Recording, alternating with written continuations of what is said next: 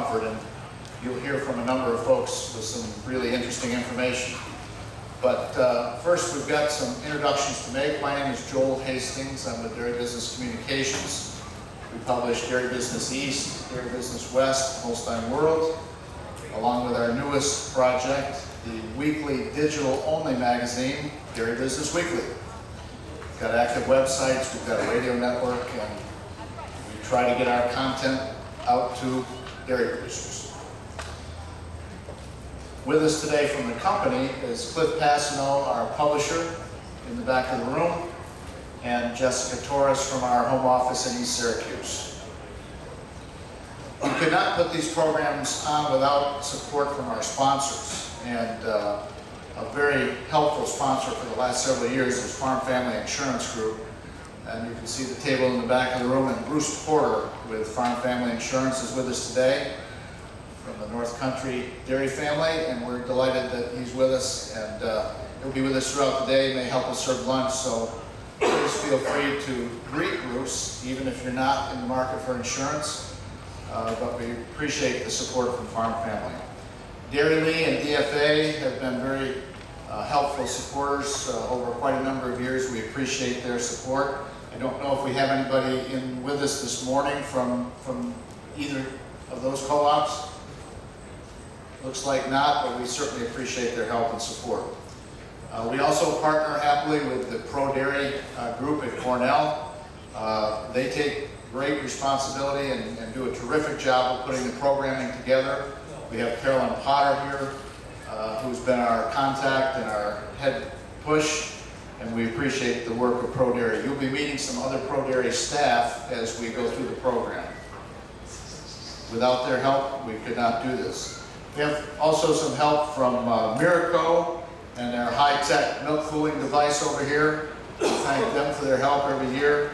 And Upstate Milk Co-op provides the flavored milks and the milk that we can enjoy.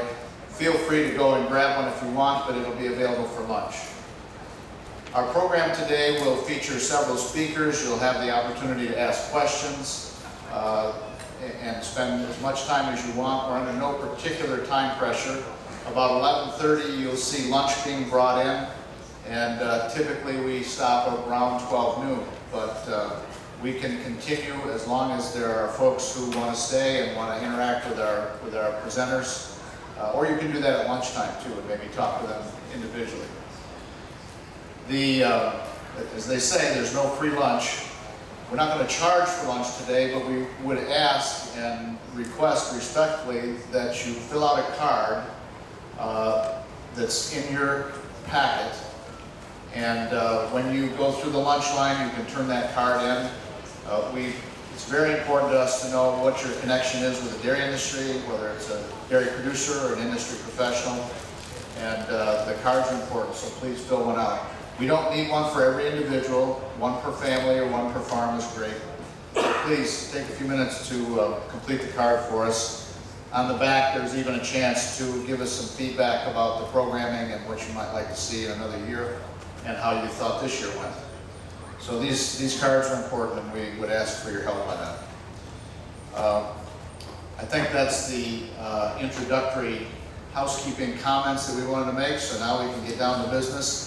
We have heard that there's quite a lot of traffic out coming to the show. We know several of our folks were delayed, and so we expect that we're going to have some more people flowing in here as we move on, but out of respect for you folks who are here, we're certainly ready to get started. We thank you for being here with us today.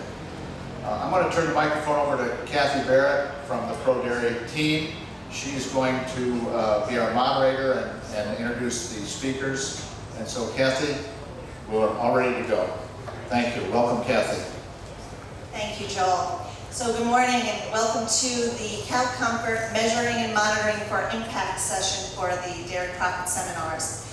Today we are going to be looking at cow comfort from several different aspects. And we have people that will be presenting today that have done a considerable amount of work in this area and have a lot of excellent information to share. So I really encourage you to ask questions and take advantage of the opportunity that we have with these folks here.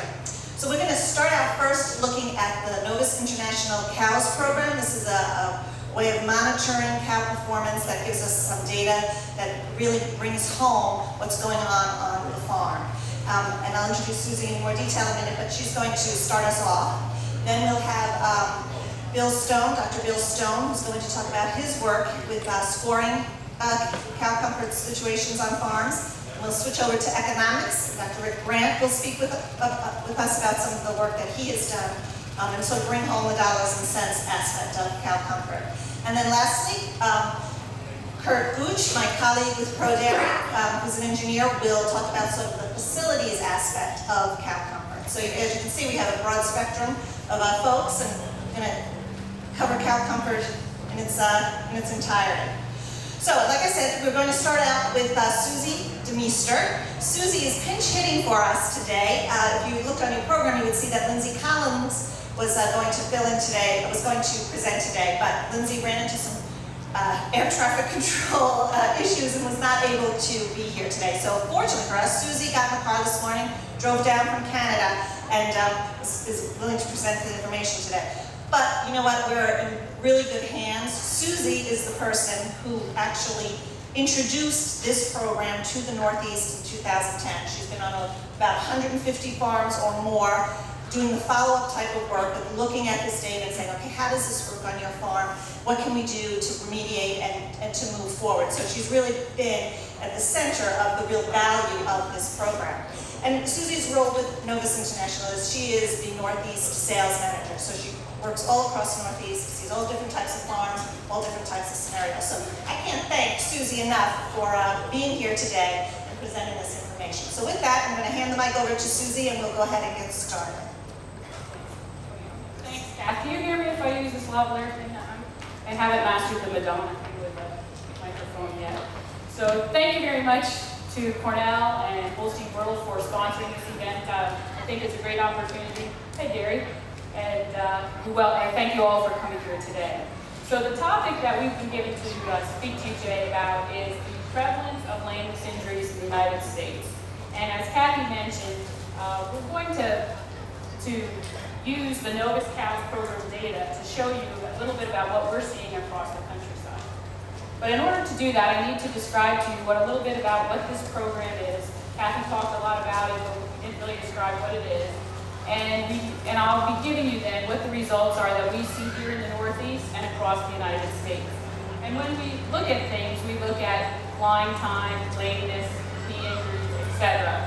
And then we'll wrap it up a little bit. And I encourage you, if you've got questions at all, I know I've got about 20 minutes, but if you have questions on anything, please, we have a small enough group here today, please feel free to ask those questions or hold them until the end. So you'll have to bear with me on this one because there's a big glare on this TV. But I'm giving this 150 times, I should know by heart what that is.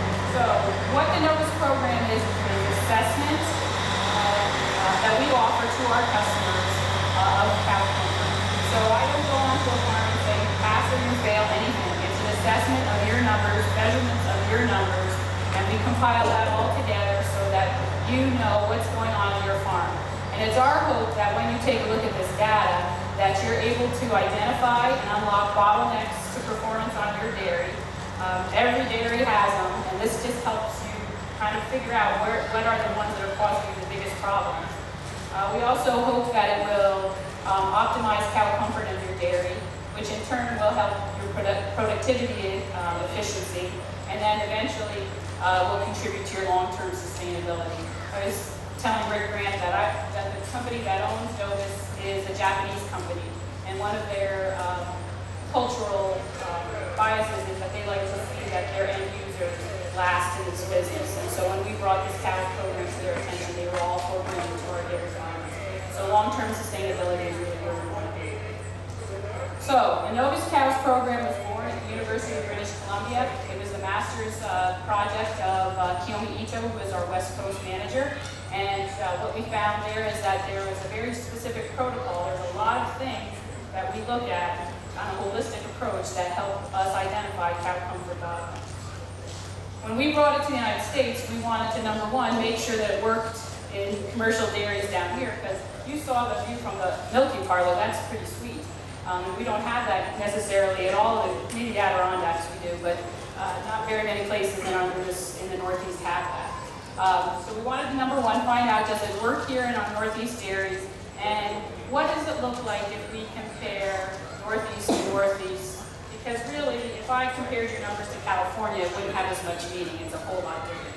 So we went about doing a research phase where we looked at 43 herds in California, 40 herds in the Northeast, and 35 open lots. So the first two groups were free stalls, and in Texas and New Mexico, we did open lots.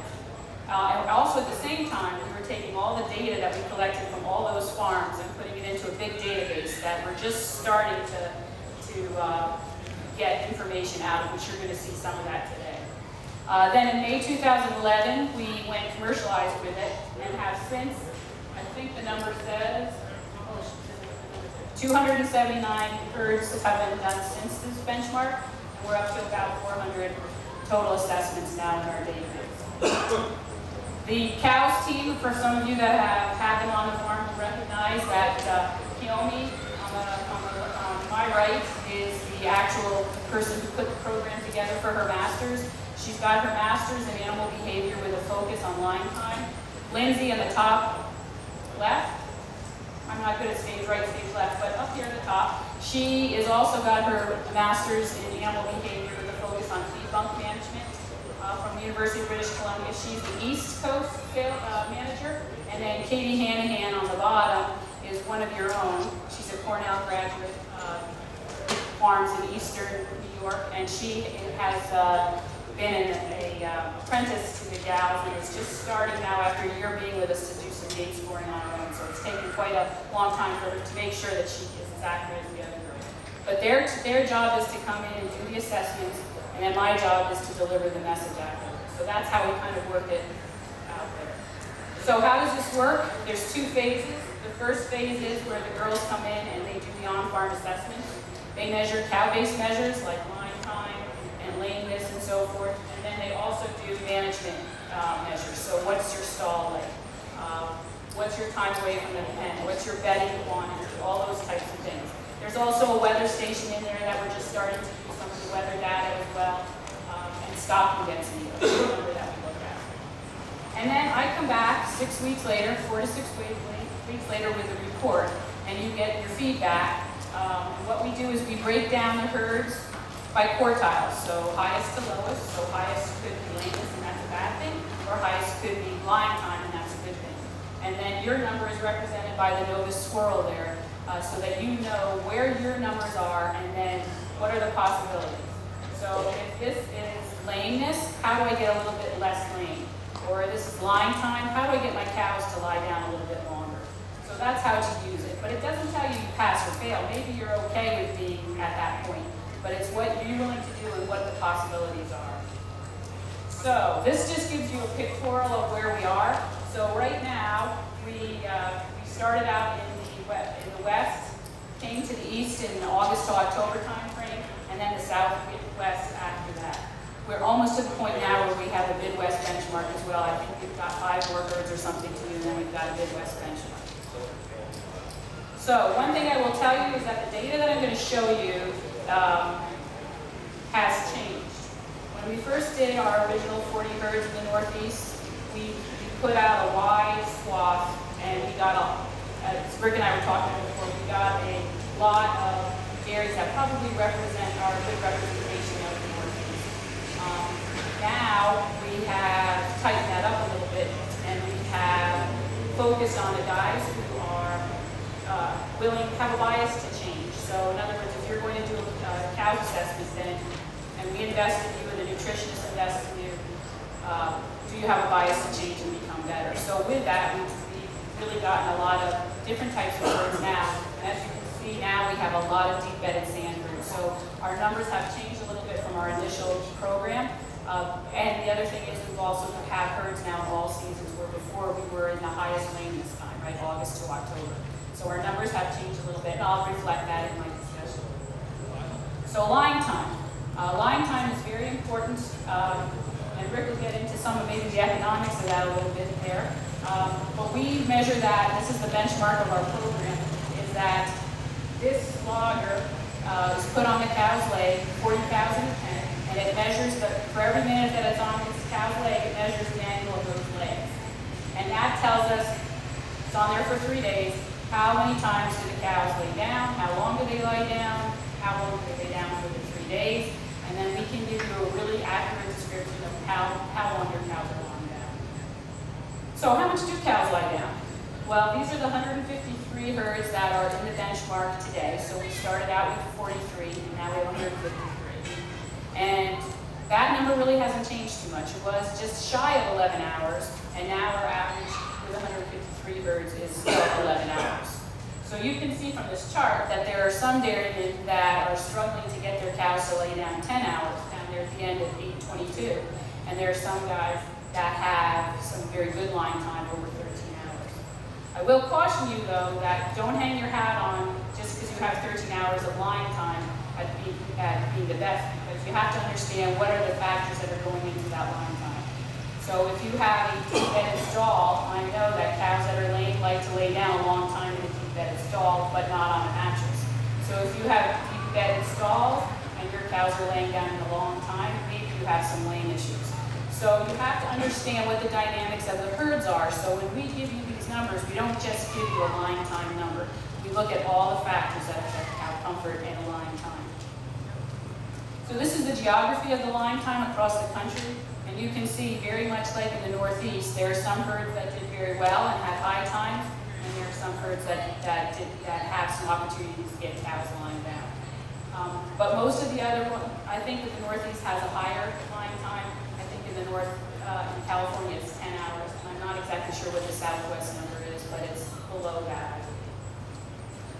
So then we look at lameness. And lameness is a very costly problem, as you all know. And when we go out there to lameness score, we use the University of British Columbia scorecard. And it takes into account all these different attributes. So it's a very holistic approach. It's not just looking at the hind feet, but it's looking at the front stiffness, it's looking at the limping, it's looking at the head bob, and so forth. So it's a very holistic approach. And what they'll do is they stand at the exit alley as the cows are leaving, and they'll decide, okay, does this cow have a limp or not? If she doesn't have a limp, then they push her down into the sound category and don't look any further at her. But if she has a limp, then they start to break it down. Is it a slight limp? Is it an obvious limp? Can she not put any weight? And then they start to look at other things, like when her front foot goes forward, the back foot should come up right and sit right where the other one goes. If it's not going there, it's a sign that there's some stiffness in her joints and so forth. And they're making these decisions in split minutes as the cows are coming through the exit alley. And it's very important for us to capture those threes, because the threes represent opportunities for you. They can become sound. The fours and the fives, they have a date with McDonald's for new jobs. But the threes have opportunities, and that's where your profitability opportunities lie. So it's very important to catch those threes, because already at 3 it's costing you in fertility and culling. And Rick will probably get into that, so I won't repeat this session, but that's a very important point, is to get those threes before they become 4s and 5s. So, how many cows are laying? In the Northeast, 40% of the cows are laying in our herd. So we gate score every cow in these pens, so that represents 40% of the cows. When we first started with this program, 55% of the cows were laying. So this has come down, and it's because of the reasons I spoke about a little bit earlier. In California, lameness is 30%, and about the same for the Southwest. So we are the winners of that award. Rodrigo Pacayo from Cornell says we are the epicenter for lameness.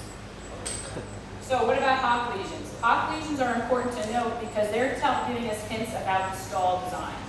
Is there something that's rubbing on abrasive stall base? Are the stalls too short? What's going on? And we use the Cornell scoring chart, and we record 2s that have just hair loss and 3s that have hair loss, swelling, sores. In the Northeast, 44% of the hocks that we looked at were at least hair loss. When we first started this study, 81% had hair loss. So we've improved. Some people have made some changes from mattresses to sand, and had some improvements. Their numbers were tipped out. But some are doing very well with their hocks, and some are having some struggles still. So there's the geography of hop injuries across the country as well. So then we look at swollen knees. We don't have a scorecard for swollen knees, but we do know that it affects front gait. And so we're trying to figure out exactly what that means, so they do score them on the farm. So in the Northeast, we're at about 8% swollen knees, and that's down from 44 in our original benchmark. So people have improved that as well. It's caused from coming down hard on something. There's 0 swollen knees in California, 0 in British Columbia. So they're coming down hard on something that it could be individual to a farm that we have to investigate when we're looking at those. And there's the geography of the swollen knees. Incidentally, the Southwest has high incidence. Actually, they have a higher incidence of swollen knees than we do coming out of those open lots. So, this Novus Cows program is a comprehensive program that takes a holistic approach to cow comfort, trying to figure out where your bottlenecks are in your system. So we look at one pen, and we use that one pen to look at the whole system rather than just isolate that pen. And our hope is that it's bringing value to you to help you become more sustainable. The Northeast has the highest prevalence for lameness and hock injuries, but there are very many individuals that are doing it well, and it's all about management just like anything else is. So with that, I'll take any questions, or Kathy, how would you like to speak? Any burning questions for Susie before we move on? Okay. Does milk production have anything to do with that curve of lameness, laying down time?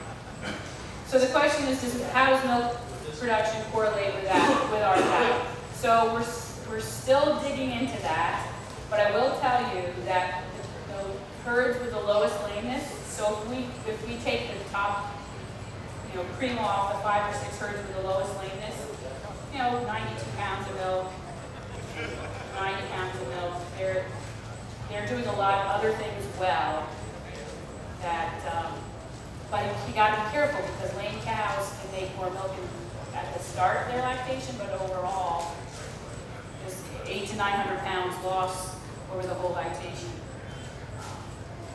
So you have to be careful. Thank you, Susie. We'll have time for more questions at the end after all the speakers have presented their information. So Susie, if you pull up a chair here. So we're going to switch gears a little bit here, and Dr. Bill Stone, veterinarian and PhD, is the technical specialist for Diamond B. Went to vet school in Wisconsin, spent some time at Cornell getting his PhD, and then being a pro dairy staff person for a while. So he's done a lot of work out in the field, and he's on farms throughout his career, and so he is going to talk to us about how he does cow comfort scoring on dairy farms.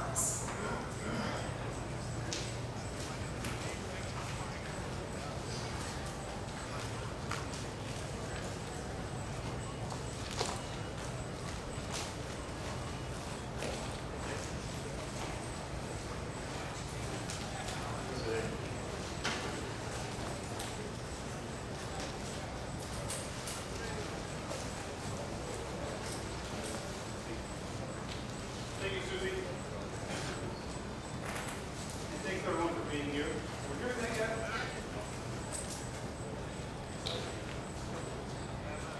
How about now? Yeah, this one's here. How about this? Where can we do that? Right again. We've got it. It's okay. We got it. That's it. Here we go. Yes.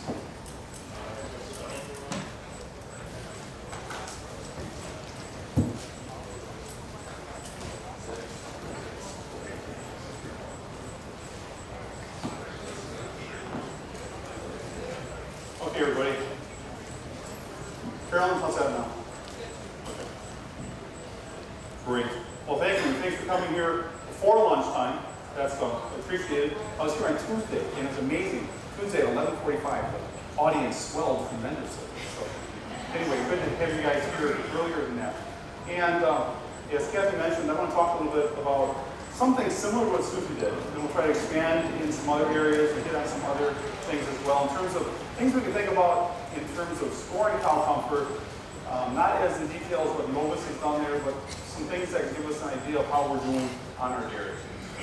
And one thing I've done quite a bit of work with the Cornell Net Carbohydrate and Protein System model, which if you're from New York, everyone knows about the CNCPS. But anyway, it's this refined nutritional model, and it tries to look at different factors that influence how much energy a cow needs, basically. And as I looked at different dairies in our CNCPS and looked at how much feed the cow is eating and what that total ration is like, in a dairy that has really good cow comfort and other good accurate inputs for this model, let's say the energy predicted milk and the amount of milk the cow is actually making is really similar. Say it's 95 pounds in the model and it's 94 pounds on the farm. And often they really are that close or even closer.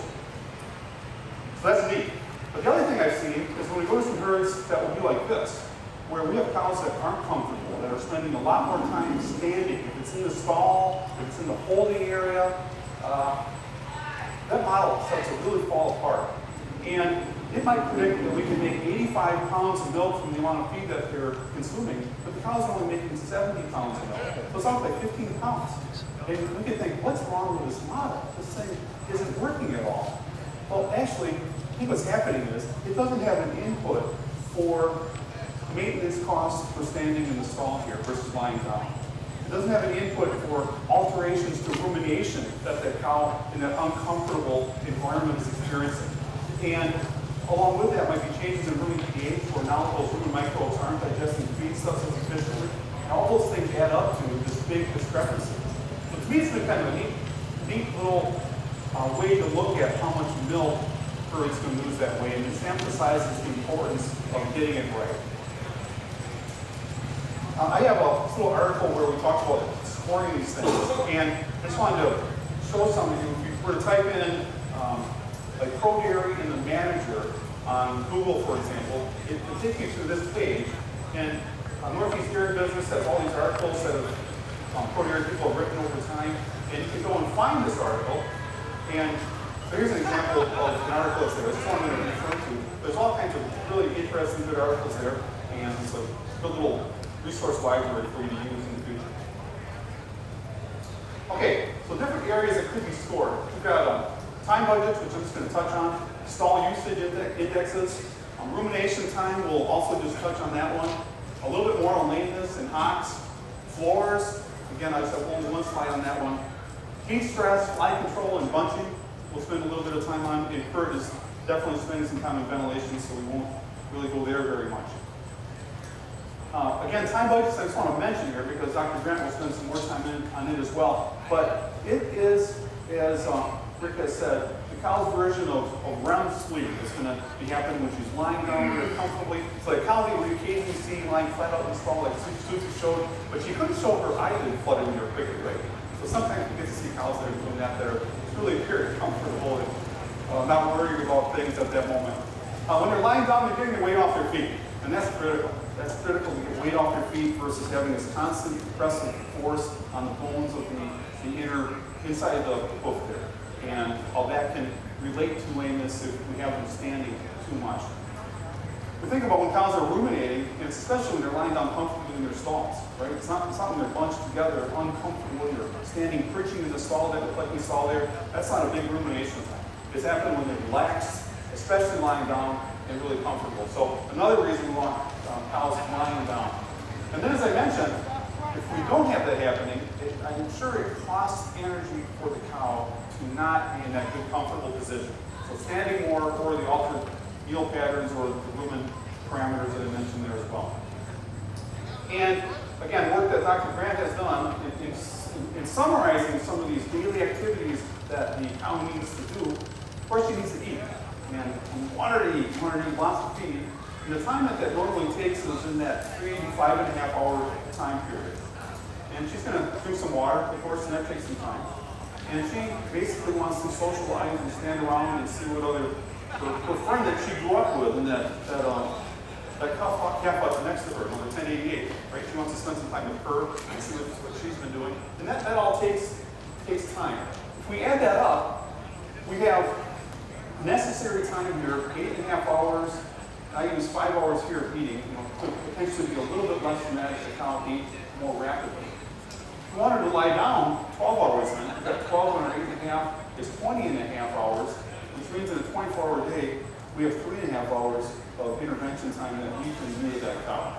And that includes time that she's being milked, in that parlor, away from her pen, time that she might be locked up. It's not that whole time if she's still eating, but when she's done eating now, we're interfering with her time. If it's waiting for the veterinarian to come, or BST shots, or breeding, or anything like that, we want to really be thinking about it. Okay?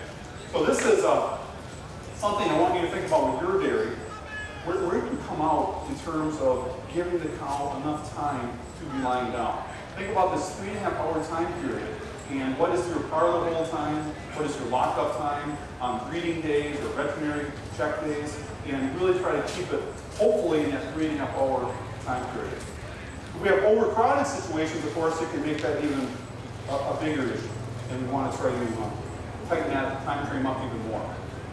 And I'll let Dr. Graham talk more about potential milk that's lost when that's done.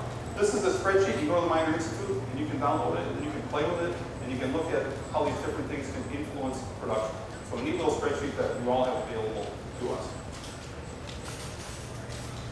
There's various stall usage indexes, and the couple that I want to focus on here, we've got listed up on our screen, are stall standing index, the number of touching stalls that are standing divided by the number of animals touching or lying down in those stalls. So that's one big one.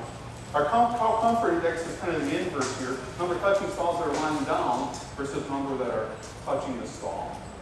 In our stall use index, number of cows lying down divided by number of cows in the pen, minus those that really, the eating ones we want to take out of there. So this is the animals that potentially would be using our stalls. But these are going to be the ones that we really want to look at here.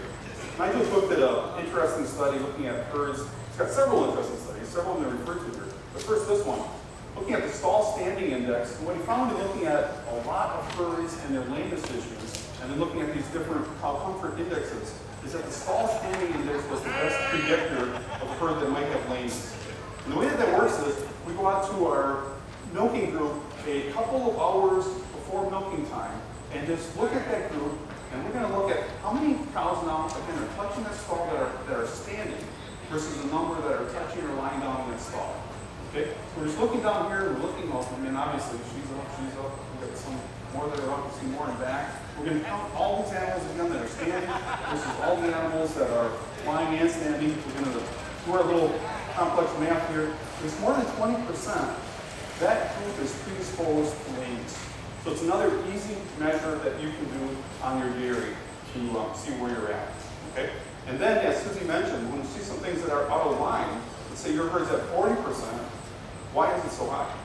And that's what we've got to investigate and do some more detailed measurements and install how comfort-wise and see where things are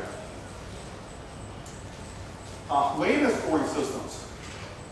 Susie mentioned that his hands worked for a year in learning that lameness system to get it exactly right so it's exactly consistent. And that, unfortunately, is one of our, I think, issues we have with our current lameness scoring systems. I was talking with Kurt and I drove over here together. With the Penn State particle separator, we follow the directions exactly. We can get really consistent results with it. We have different people using it in this same proper way, and it takes way less than a year to do that. And that's what I wish we could get better for our lameness scoring systems. So I'm going to show you two different systems. This is the one, the Sprecher one from 1997. It looks to me like the Leary one's heavily based off of it. So same 5-point system. And we've got one is normal, two mildly lame.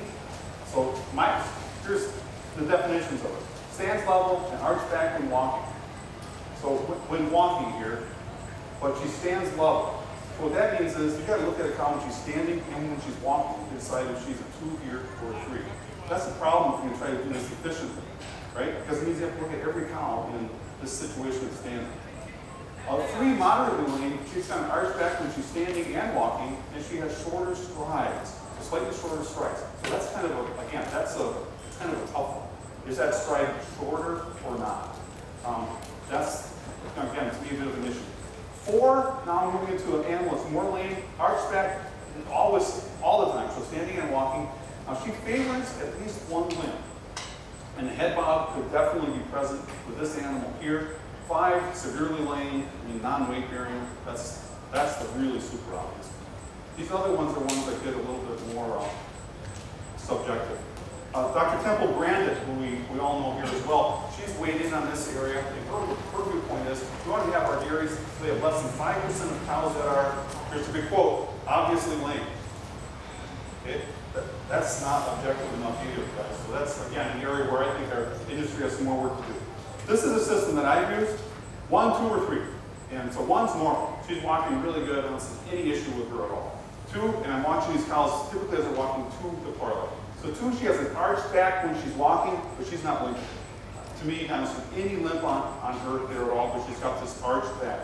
And then beyond that, 3, I lump all my animals together there. And again, this, for the reason Susie mentioned, if we could get some cows even earlier, that would be even better. But this is my simplified, fast scoring system. And I'm going to show you a little bit how I use that. This is a herd where we stored them over several years. And we've got 3 different pens here. And the pens are different parities and different days of milk. And that's why we've got this real different lameness scoring system here. But pen 2, for example, is our first lactation animals. And you can see we're really low there over time. Pen 1 is our fresh animals, has a mixture of parities there. Obviously all early days of milk, but the mixture of parities, and that's largely why it pumps around more. This pen 3 is always the older cows, earlier lactation, higher producing animals, and you can see where there's been some movement there. But something we try to use at the farm to try to think through different interventions that we're taking there to stall changes or increase aggressiveness with hoof trimming. What can we do there to try to change that lameness there over time? And I would say it's been a benefit there to that area. It doesn't take long to do it, but it's done, again, as cows are moving through the parlor, so it's a quick system that way. And Susie, again, you mentioned you have to make that decision in minutes. I know you meant to say seconds, right? But make that decision on the lameness score. Seconds, very, very brief seconds, right? Because you've got just a brief moment as the cow's moving there in front of you. Okay, so that's how we use it. Then, just to think about some things, and this again dovetails with Novus information here, some more work that Dr. Cook did a few years ago here, looking at Wisconsin herds in different lamenesses in different settings. And we've got both freestall herds, and then tie stall herds. And those that were bedding with sand or non-sand. And you can see this increase in lameness in the non-sand herds. About 10 points between both of those settings. So that's a number to keep in the back of your mind. 10 points less lameness on sand in this study. The other neat thing that Dr. Cook did then was he had these animals lameness scored, and he looked at their lying and standing times. And here we've got our mattress, cows that are housed on mattresses, and you can see our, as cows become basically normal, let's say very slight lameness or more lame, their lying time is coming down and their standing time is going up. Okay, so standing more as they become lame on mattresses, but look what happened to stand. Cows, even if they had a lameness, they didn't stand anymore. And they spent that same 12 hours of time lying down. So that is very interesting.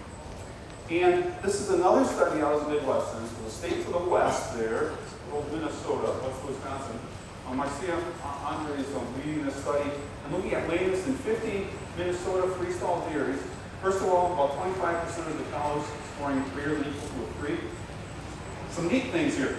About 13% of first lactation animals lame, and that's increasing 8% units per lactation. So you just see that stepping up in lameness as cows are advancing in their lactation. Factors associated with the prevalence of lameness. The longer they're away from the pen, the more lame cows in that herd. If they had regular maintenance trimming, less lameness in the herd. If they use sand, 17% lameness, mattresses 27. Same 10-point difference that Dr. Cook had. Cow comfort index. So if they're lying down in their stalls, the more that they're lying down, the less lameness that we have there. That makes complete sense, doesn't it? The other neat one is bigger brisket boards, more lameness. So you have a big, the old brisket board that we used to use in our dairies, a 10-inch wall there. More obstructive, definitely more lameness, and that's why now we're doing this more as a brisket barrier, brisket locator, much less aggressive and potentially damaging to the cows. So, but the thought is, in terms of this lameness accumulating on mattress herds is, if a cow's lame, and we saw that then she spends more time standing, well, if she's standing more, now it's really hard for that lesion to heal. And it builds on itself, and we have this increase in lameness over time. Versus if that cow that's lame doesn't stand it any more than a normal cow, she lies down, gets her weight off of that sore that it can heal, and we don't have that accumulation of lameness. That's what I think is probably happening there.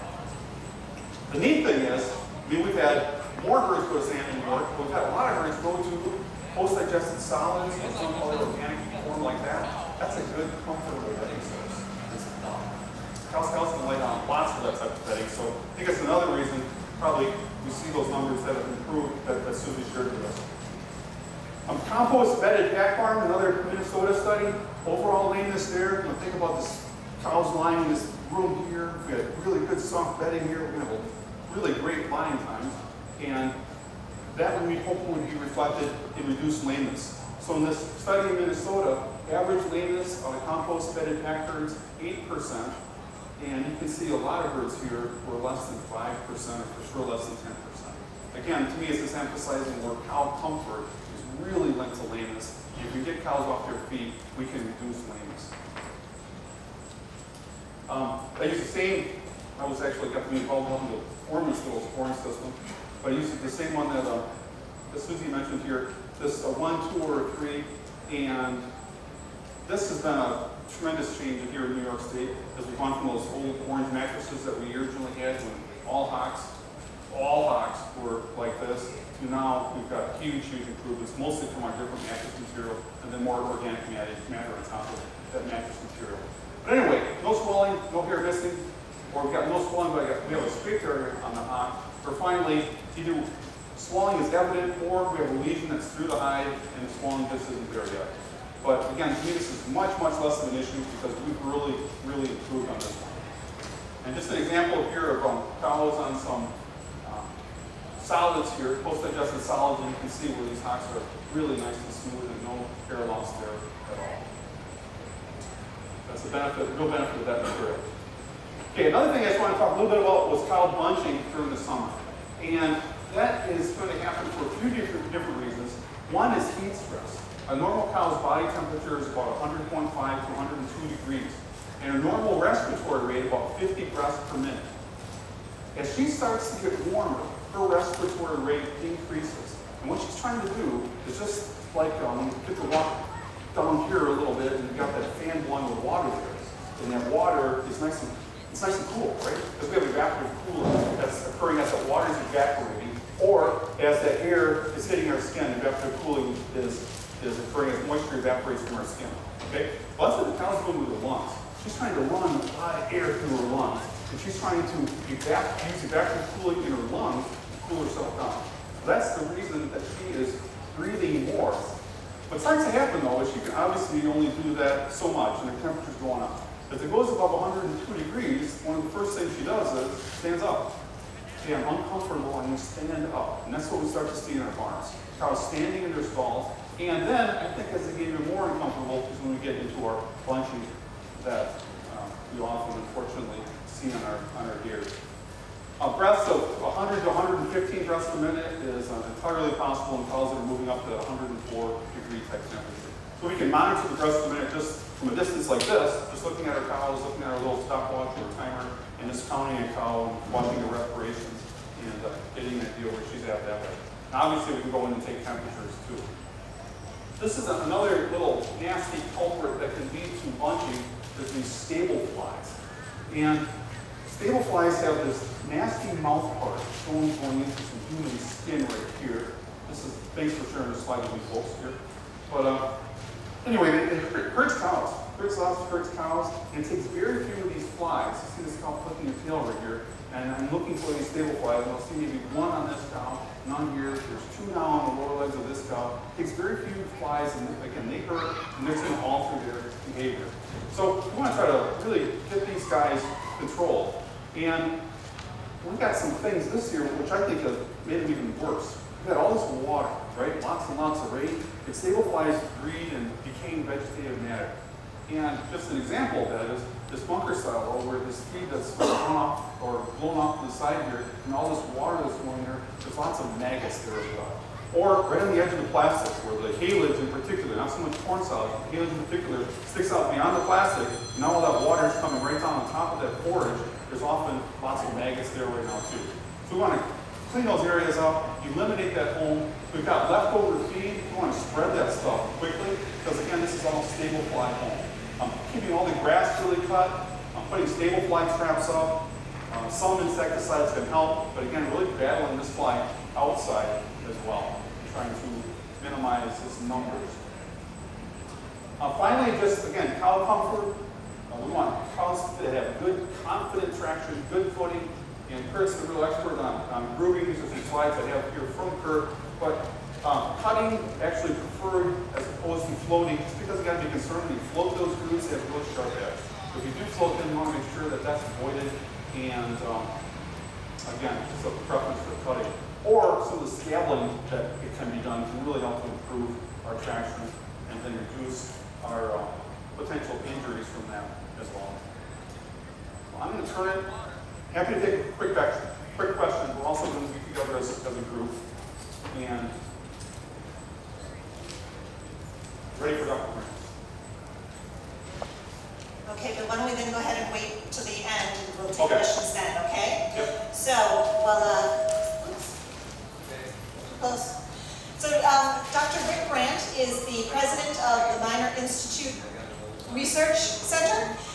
He's gotten his PhD he's been at the University of Wisconsin, Purdue, and Cornell. He's done a lot of work. I think most of you are pretty familiar with Dr. Grant's work that he has done in this area and other aspects of dairy management as well. So he's going to talk today about cow comfort economics. So I'm going to go ahead and let him get started.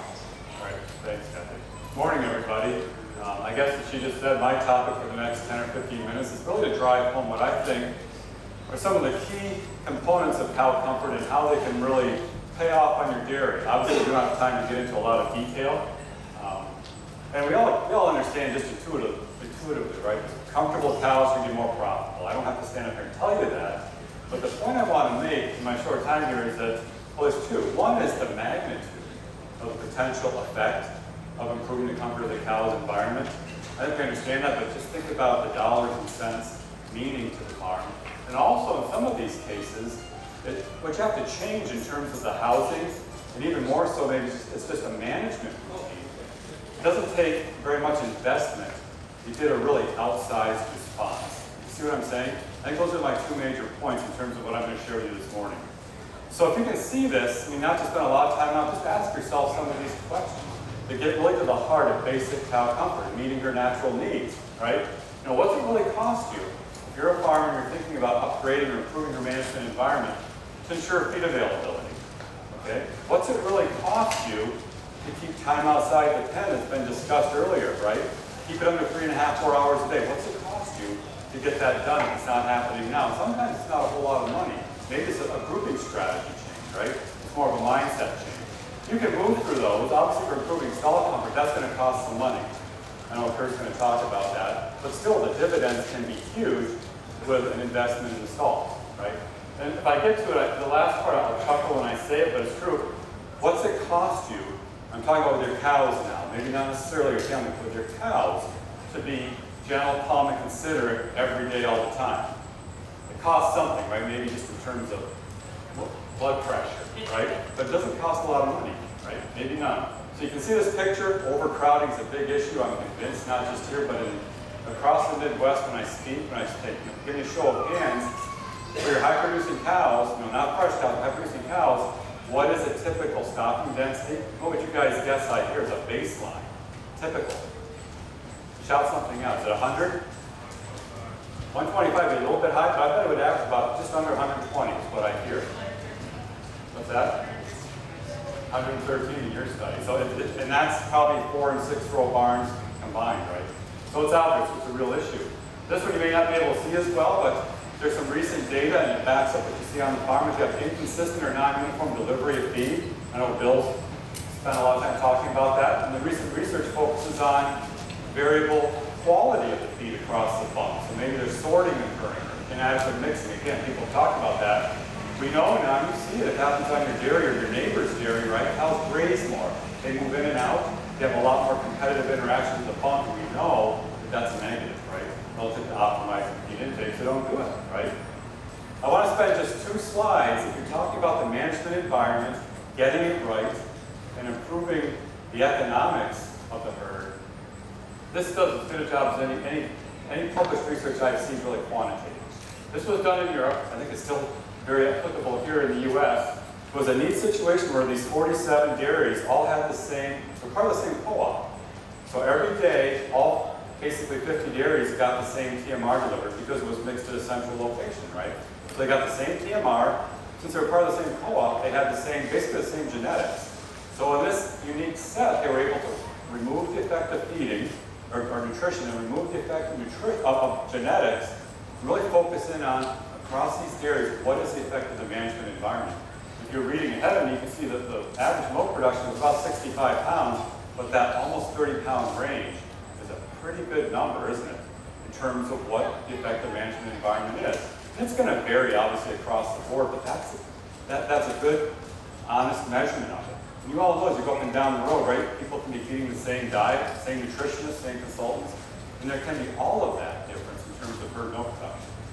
And what are the top factors, the top components of her management environment that contribute to comfort, well-being, and productivity? According to this pretty good data set, the top 2 have to do with feed availability. Feeding for refusals, and practicing routine feed push-ups. Again, you've heard that story before, but if you look at the data, and I think this will be in a handout that you get, right? What other things can you do on your dairy, in addition to ensuring feed availability, that would give you a 4 to almost an 8 or 9 pound daily response in milk production? What else gives you 8 pounds of milk? BST maybe? 2x to 3x? I mean, they're pretty major things. And yet, lots of times, how quickly you skip by the importance of having feed availability because it's so obvious, right? But it's basic, and there's real economics associated with it. And of course, stalls per cow. Stocking density is huge. From the same paper, I just pulled it because it's got one of the more robust data sets. You pull it out and look at just milk. And I've segregated it by herds that were less than 80%. Well, you wouldn't see that here. 80 to 100, 100 to 120%, then over 120%. If you can see those numbers, basically understocking doesn't have any real positive effect. You would understock anyway, you're lactating cows. And basically up to about 100 to 120, there's no real difference in milk production, right? Between 100 and 120, you're entering into what I think is a sort of a minefield. You can get it right, but it gets harder. But above 120%, what do we see? In this data set, they've lost on average 12 pounds of milk a day. And I'm not going to sit here and say every farm that goes over 120 is going to lose 12 pounds a day. Clearly, that's not true. But you're going to lose something.